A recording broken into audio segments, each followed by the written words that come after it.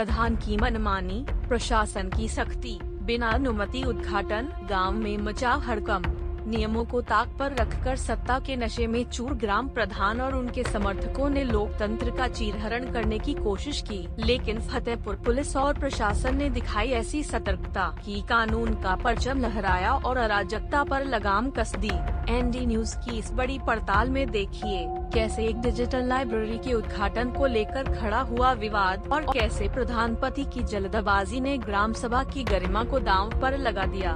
फतेहपुर के गाजीपुर थाना क्षेत्र के ग्राम धनसिंहपुर में बनने जा रही थी एक नई मिसाल डिजिटल लाइब्रेरी। तय था कि इसका उद्घाटन स्थानीय विधायक विकास गुप्ता के करकमलों से होना है। प्रशासनिक तैयारियां पूरी थीं, मंच सजा था, लेकिन कुछ लोगों को सत्ता का सुरूर ऐसा चढ़ा कि नियम कायदे उनके पैरों की धूल बन गए।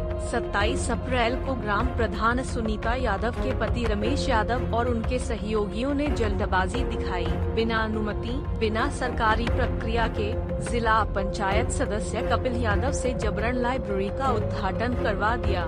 ये था लोकतंत्र के मुंह पर तमाचा, जहां नियमों को ठेंगा दिखाकर सत्ता का प्रदर्शन किया गया। लेकिन जैसे ही ये खबर प्रशासन तक पहुंची, उसने मोर्चा संभाला। विधायक समर्थक शुभम पटेल ने मौके पर जाकर विरोध जताया तो माहौल गर्मा गया। आरोप है कि प्रधानपति और उनके समर्थकों ने न केवल गाली गलौज की, बल्कि जान से मारने की धमकी भी दी। शिलापट तक को क्षतिग्रस्त कर दिया गया।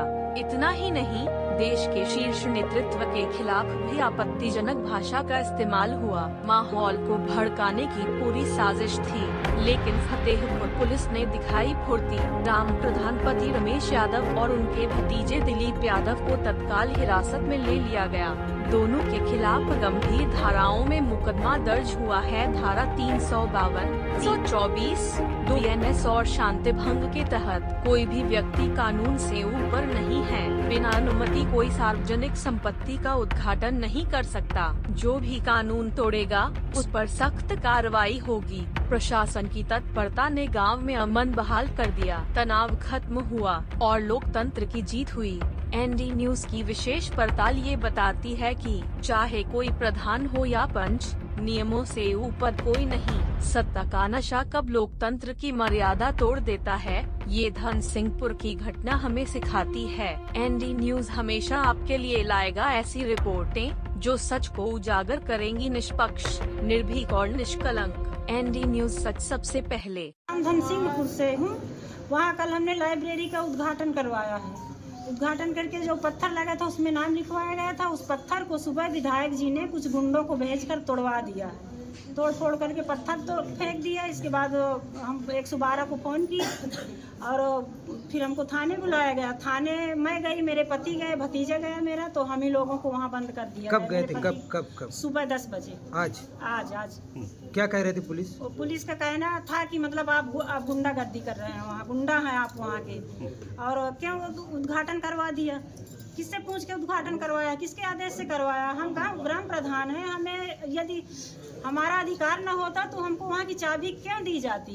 कोई विधायक जी के निधि से तो पैसा आया नहीं है, न उनका वहाँ कोई योगदान है।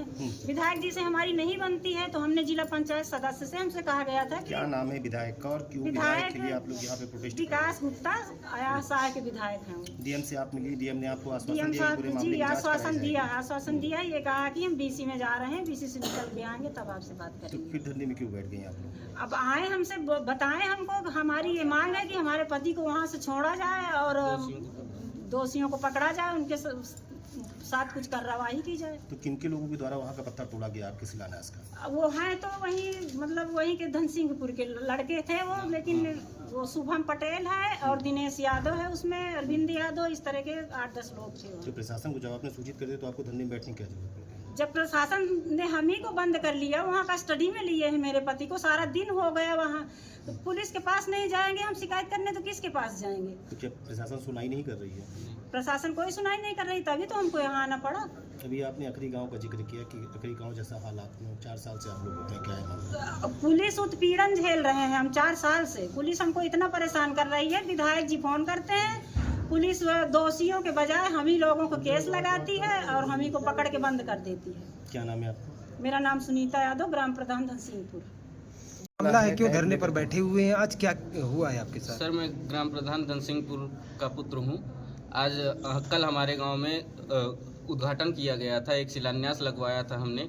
डिजिटल लाइब्रेरी बनवाई गई थी सीडीओ साहब के आदेश पर। उसका उद्घाटन हमें सचिव द्वारा बताया गया कि किसी भी जनप्रतिनिधि के द्वारा ही होना है। तो हमने उनका कहना था कि विधायक जी इसका उद्घाटन करने आएंगे।